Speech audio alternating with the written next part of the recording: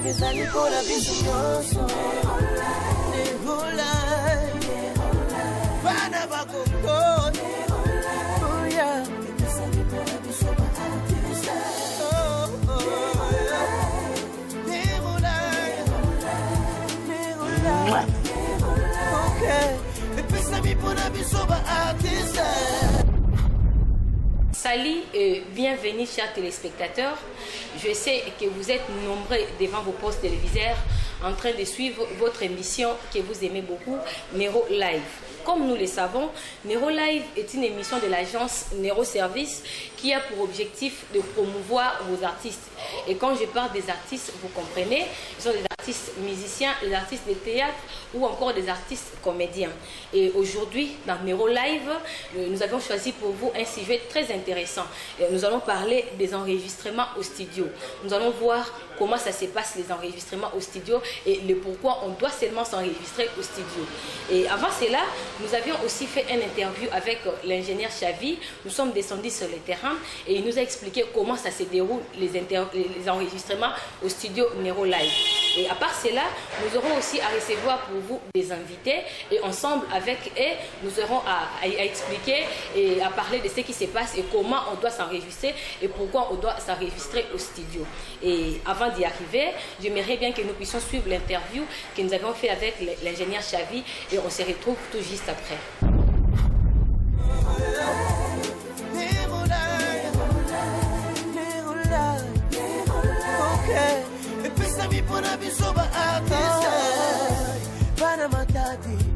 Nero Live, mais quiza, mais quand tu vas Congo, tout va t'a dit bouger, bouger, quand tu vas Congo. Nero Live, Nero Live, Nero Live, Nero Live, Nero Live, Nero Live, Nero Live, Nero Live, bougez pas Congo. Nero Service, à votre service. Ngai kombo na ingénieur Chavis Sebele Nasson. Na sala na Nero Service. Naza ingénieur juste na audio. Na audio kuna toza na ingénieur rôle ça na rap. Ngai naza na typique. Équipage ya Nero ya ngwana. Boss na biso, les jeunes boss grâce Tandioy, bokil mobimba bayebi. Tant on est sur bozo kana ba chaîne bazo boire biso ingénieur Chavis Sebele Nasson rôle tout biso. Début soki musicien yé. Alega kana boss, faut ba kutana na boss. Si c'est solo na boss, biso juste tout ça ba travailleur. Donc ceux qui a vu ba coordonner nous sont pas patron. Patron ya obenga biso etaki ba travailleur tout solo ensemble. Après ce programme yango to kotia to afficher mission Rolanda, c'est le programme oyo na patron. Juste début à travail na biso. To ceux qui mission yé to banda na projet na to fongoli projet to bandi projet. Oyo bomoni za projet ya Roi Matadi Kongo mobimba bayebi Roi Matadi aza fondé à kala ya Dort Musica abanda Dort depuis kala ba ville na ba ABC tout pour les projets na yeto zo sala premix na ye tant misa ye to bandi projet to banda na programmation to sali programmation premier jour accueilli deuxième jour aye bandi ko enregistrer audio ba guitare et beti nous sommes les leaders puis to bengango disons témoins to zango témoins pour to zango prise de soukate pour to zango témoins pour to yebiki ba erreur ezalaka akoya ko corriger ninge travail ezoko évoluer kolala kolamuka mayele pezo fongwa na yemo leader ako baksa ba maluba msusu ba erreur ko zala ko corriger ndengwana yango to bengango témoins cœur yango de to zaso to moni cœur batu ba tina bango cœur bien cœur etikala ngo mbala moko.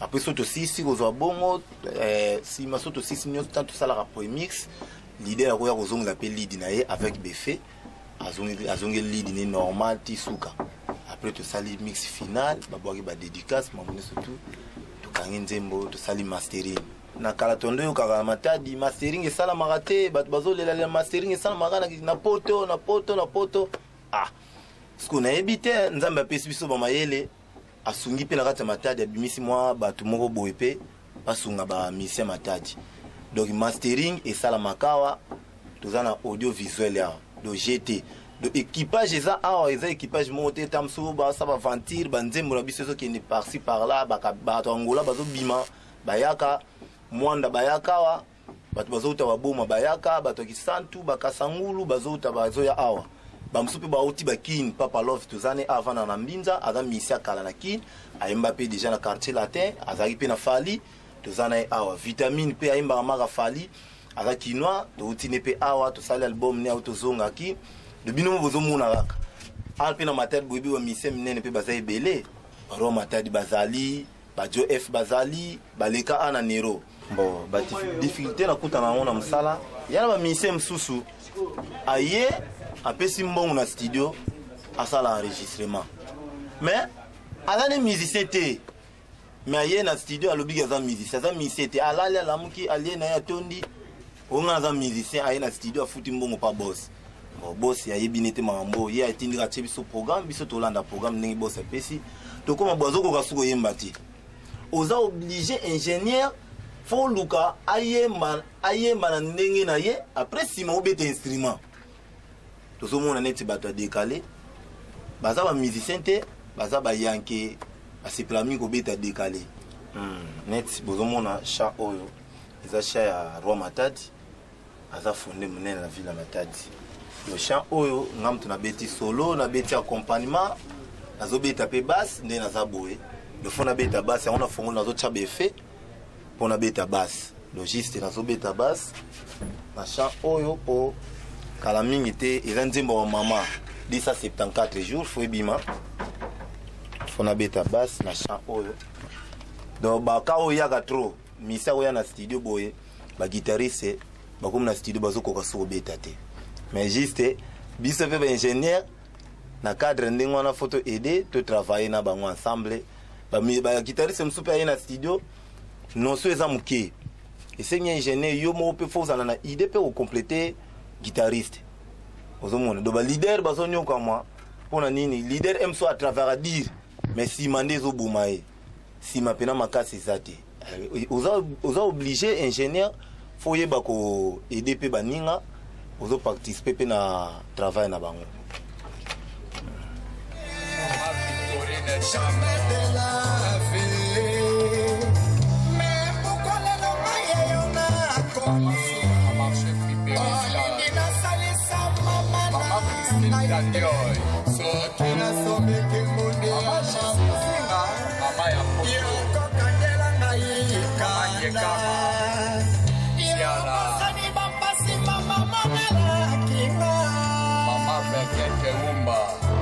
Ça 74 jours na libumu na ye 74 jours na libumu ya mama Pepele Suzana ye Mama Christine Mianka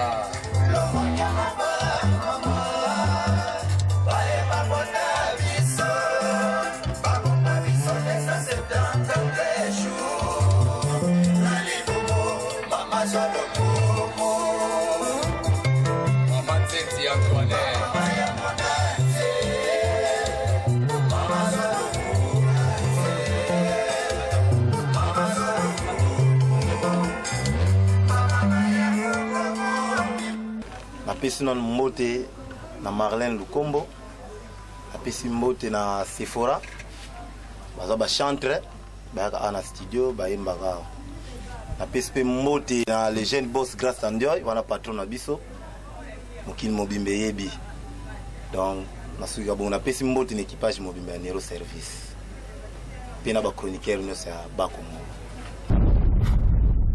Comme nous l'avons suivi ensemble avec vous, nous avions vu, l'ingénieur Chagui nous a expliqué comment les enregistrements se passent au sein du studio Nero Service et nous avions compris avec vous ensemble comment ça se passe. Et sans plus tarder, nous allons recevoir notre invité d'aujourd'hui. Nous allons parler avec Roi Matadi.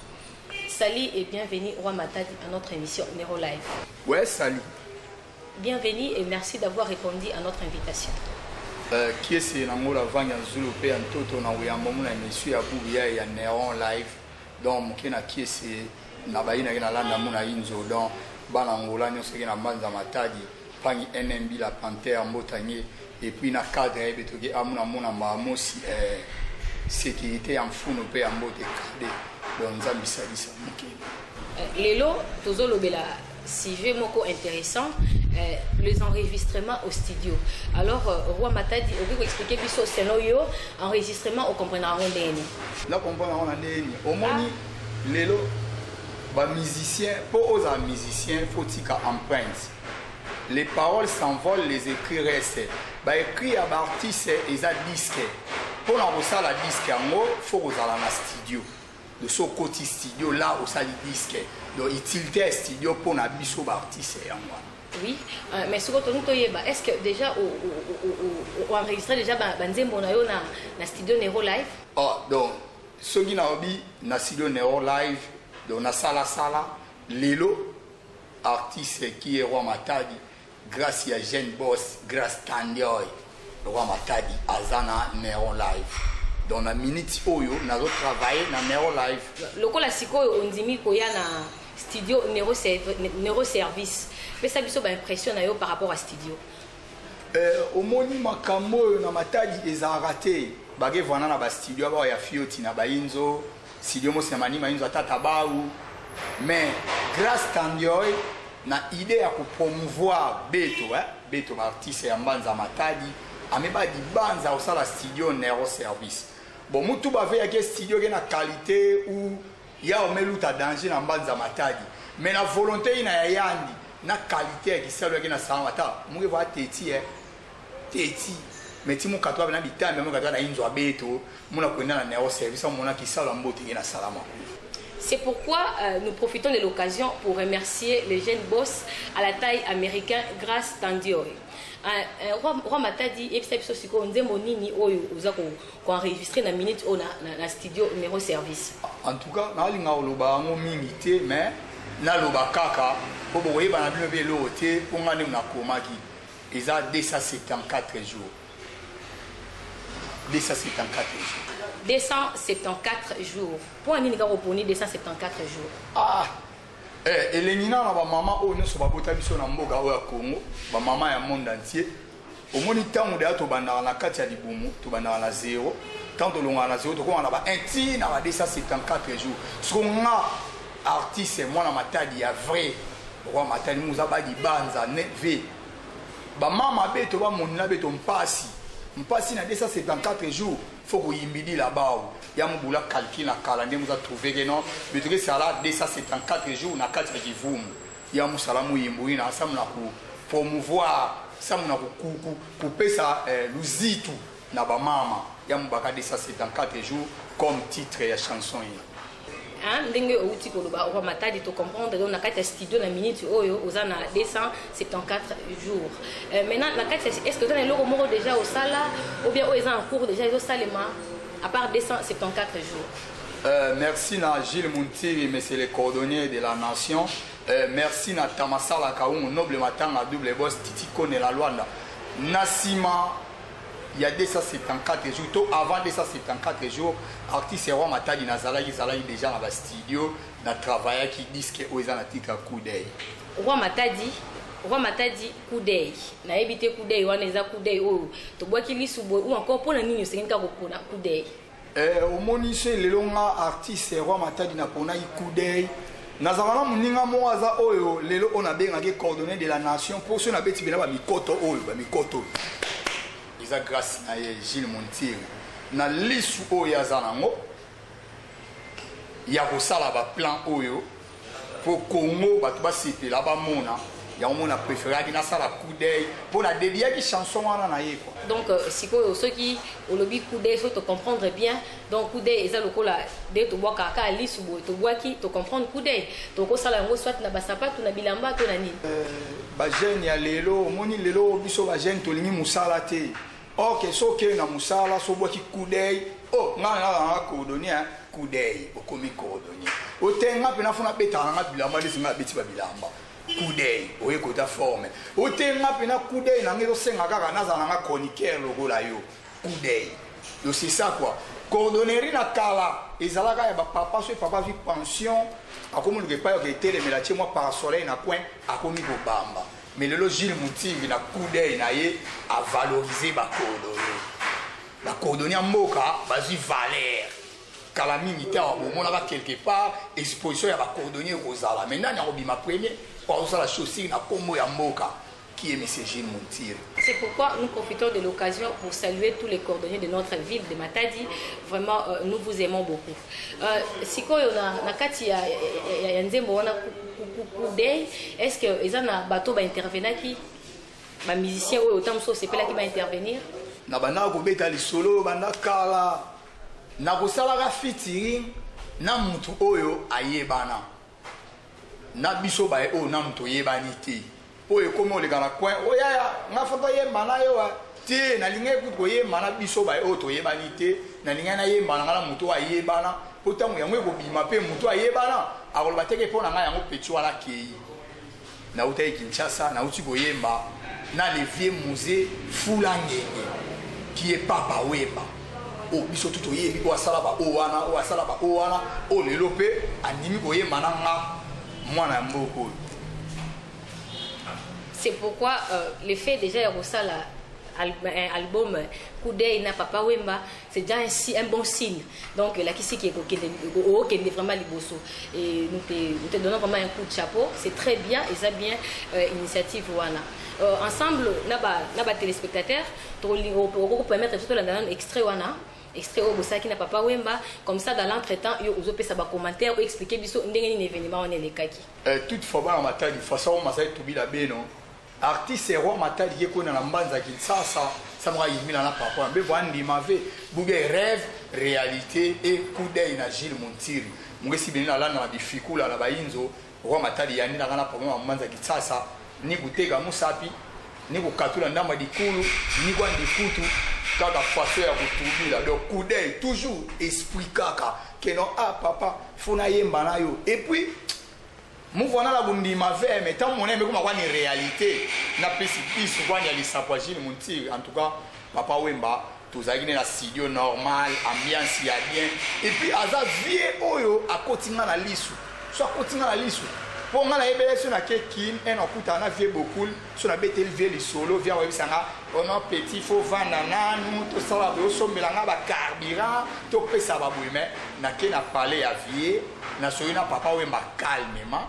Et puis on s'est fixé rendez-vous, on avait beaucoup dans le studio. Un artiste qui est roi matin dans le studio à 10h30 et papa à 11h30 à Komi. Et puis quand on a commencé, tu as habité papa, qu'on a pu voir quelque part, habité. Il faut que na moi na uti matadi, bon on est na okoya côté on a pena gebeta nkuma. En tout cas ba ndeko na nga ya matadi, ndeko na bino yeyo, bo soutenir nga pour vivre beaucoup vie. Donc monta bien. Et puis on a les moments de clip on a eu mana papa na lemvo na ngola vanya nzulu pe ya mtoto beno sadisa ozipe na mwa mukie au PC artiste pour que to la ta mo ba bilamba ba sous le goût to sala la biso to sala ba sapato oui mais bilamba so boye na ngo na ko sepela net na za na cadre o na za na réception hôtel mo kitoko tant on peut ba permettre nga ta moi suku na ya hôtel Vika chez tonton Longonia na père moi na matadi ya vrai ane tunga wan kima depuis tama ya tunga ma nyose masa kuiza kwani mazono tombazi mais ya tama donc merci quoi donc ba matadi merci benelanga image donc mingi autoba télévé pour wana na bino kondimate o est-ce que yekutu mais yo ba na ona bino ki o lekinga mais ba ko lekinga te tamso lenga la mulai tamso lenga la munene tamso lenga ngo lo barato mais na makambo muge mwana matadi ya vrai mais biteke différent biteke tambula moi toi ngena ngana inzo beno moi vacances na Kinshasa na yekwana mambo classe mais mambo gisalu ngekwenda TV. Et là nous profitons de l'occasion pour dire un grand merci à l'hôtel Vika chez Tonton. Et quand nous parlons de l'hôtel, donc nous voyons la gouvernante Bijou Tseka, aussi la réceptionniste Laure Ndoukou. Vraiment un grand merci pour l'espace. Et comme vous venez de l'attendre, chers téléspectateurs, nos artistes sont là.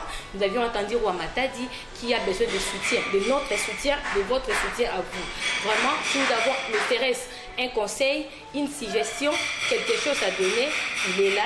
Ça sera les bienvenus. Donc, Mero Live, nous sommes là pour promouvoir vos artistes. Et parmi vos artistes, entre autres, vous avez vu Roi Matadi qui a fait une chanson avec Papa Wemba, que vous connaissez, un grand artiste de ces pays. Vous l'avez vu, vous l'avez entendu aussi. Donc, le paix que nous avons un conseil, une suggestion, ça peut nous aider. Sikoyo Nzembo et les Kakindé na Papa Wemba. Nabotama mwana mobali nakola na maboko ya banoko papa na mama bakufa kala batikaka nga elenge kuloto jen arekipere ngai alakisi nga mosala lelo nakomi utile dans la société congolaise. En tout cas, tant que na kin vient nga avec beaucoup ayoki chant habité petit nga soto ça na cité papa nga na préféré yo bandano Nzembo Papa Wemba a auditionné à côté à lati casque abandi na Nzembo na kati na pa lobi yango papa simo kimbango alobaka tango akala moto mwindo akokoma na mayele pe bwanya koleka mondele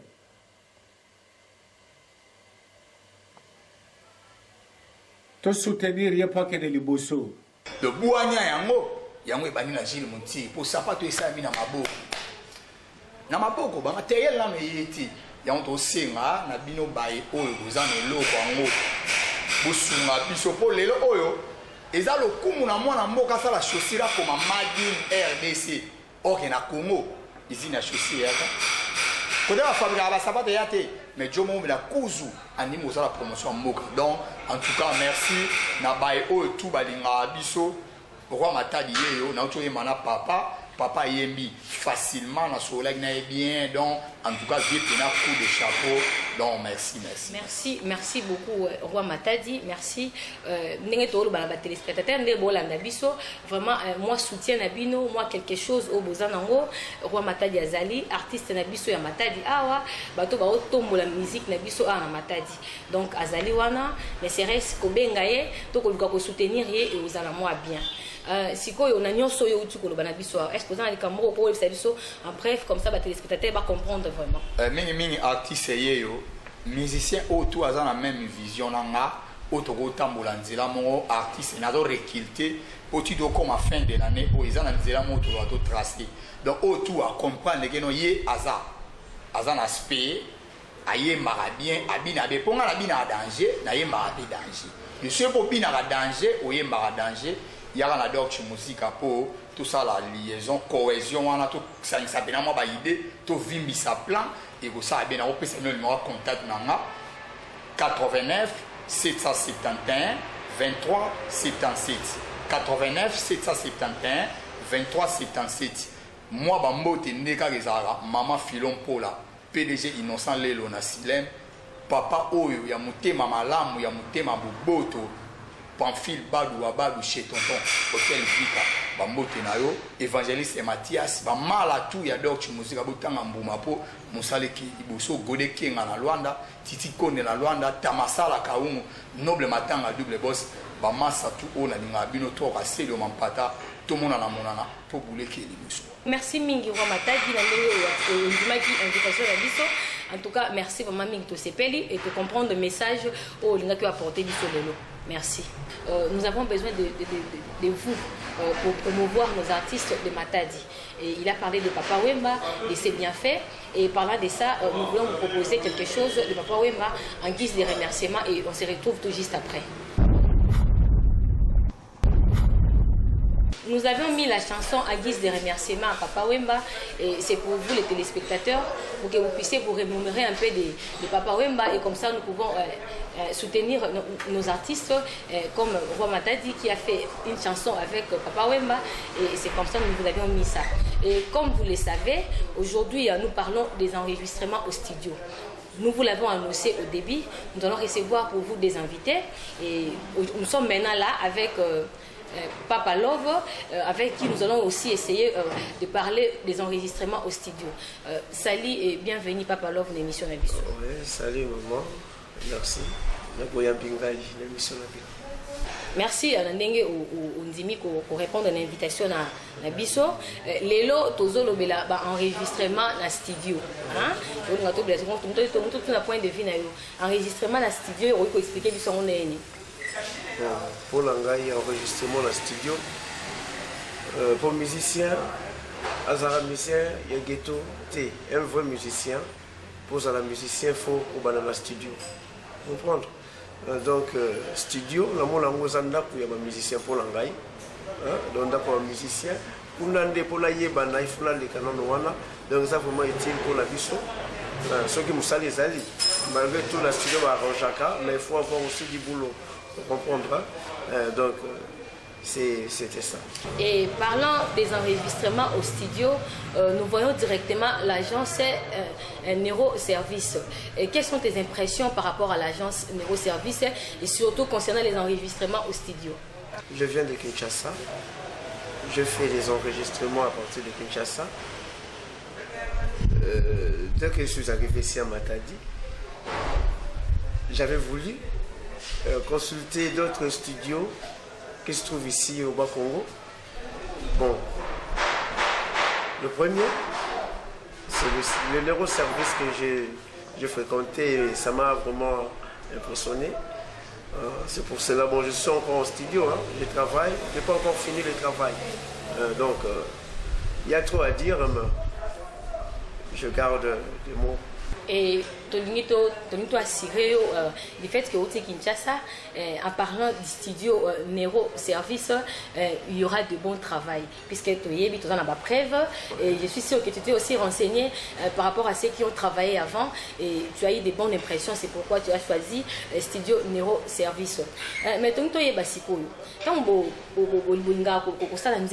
s'inspirera trop la nini? Bon, inspiration, il y a la façon de pour bolingo pe il y a une inspiration enfin la rana s'inspirer na moni maman azoleka alingai vous comprendre là vous en a été donc on s'inspirer la fraîcheur wana ya sanzete na tota la mai tout ça au maman azoleka donc inspiration la biso et ya ko na ba oyo ngamo na zokuta na la vie to ba connaissance là donc nyonso na zo observer na zo ko malangai son mélodie la guitare langai na zo ko essayer ko arranger. Donc respiration il y a de ma façon ébélée en dormant même la façon je peux vous avez inspiré par l'Éternel. Du fait que l'inspiration est à Ernios, donc tu as dit que si tu as inspiration pour guitare, ce qui le cas tout le monde a une guitare, est-ce que c'est possible aux guitares comme ça, moi inspiration, ce qui est kitty, comme ça au bête la biso, moi un morceau, moi pour bateau, baota la biso, bayo comme moi musique, t'as la carte, au bête émission, moi musique quoi, comme ça bayo comme moi musique et ça là, moi bien pour te dire que bateau basé est bien, nanda pour baota la biso, mais tu as mis ton avis que Christian Kabeyazo landa, alors.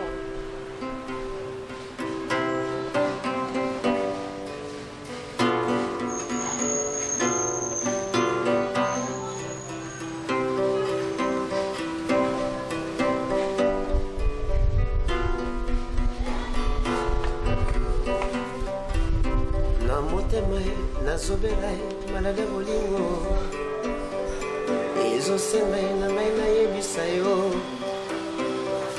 na motema nazobela malade l'amour nezosenga na ngai nayebisa yo naluki bamedecin balobi na ngai le seul antidote ya guérison na ngai c'est toi.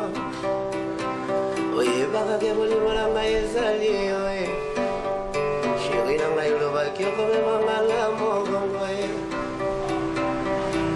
bolingo ezali na mboye etumba ye deja nini nakota mpo nazwa makasa ye etumba bolingo ye nga bolingo nanonaki lokola mbuma na motema l'espoir qu'un jour epole botela ngai mbuma ya plaisir tokoma na ntango ya bapaki batikeli ngai ino yo. Pour sentir vraiment qu'ils appellent l'inspiration solo, ce qu'on te dit, puisque si j'ai d'aller enregistrement dans le studio. Alors, ceux qui disent est-ce que Oriko beta yango mon côté arrangé ou encore il faut qu'il y ait un studio? Oui, d'abord pour beta ngai mon propre chanson et bongisa mara déjà n'a pas allé. Donc on commence déjà nzembo. La guitare n'a déjà dans beta déjà nzembo na soyema. Mais ce qu'on peut et yokama na batu. Il faudra qu'il y ait un studio. Pour la guitare boye, ça limité. Vous comprenez, hein? Dans le studio, dans le salle d'enregistrement, à partir du studio, multiplication à CD et que le salama pour son et ça enregistré. Et ça déjà dans le support. Vous comprenez, hein? Donc, dans ce sens là, tu auras toujours besoin d'un studio pour son studio, musique exacte.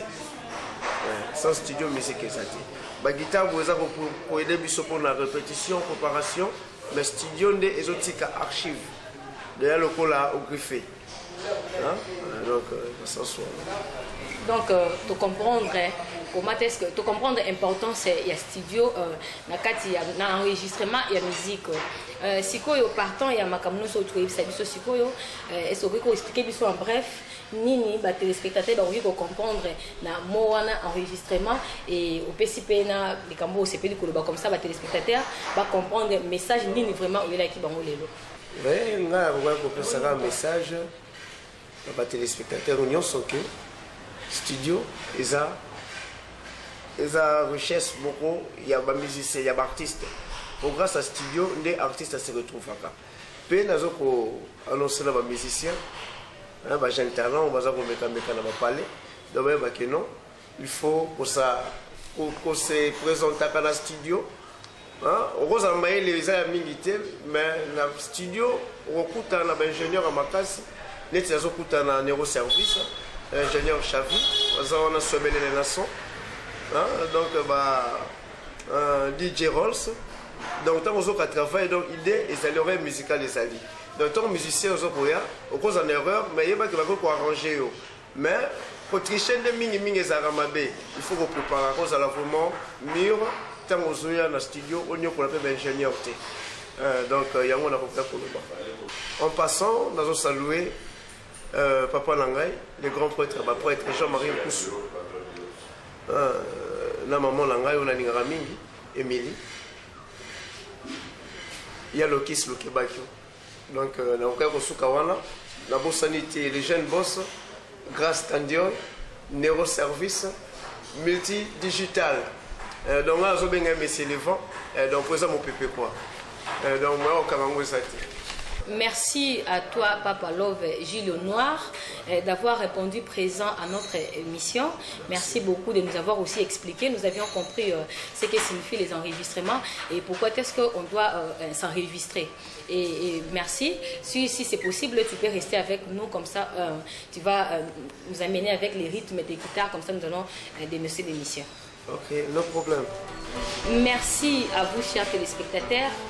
Vous aviez été très nombreux devant vos postes téléviseurs en train de suivre votre émission numéro live que vous aimez beaucoup.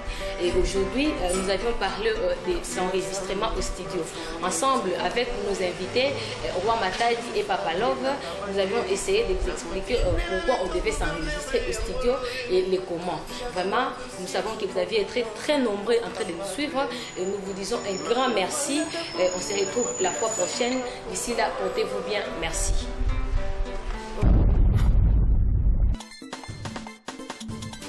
Life is a Nicola Bisoso.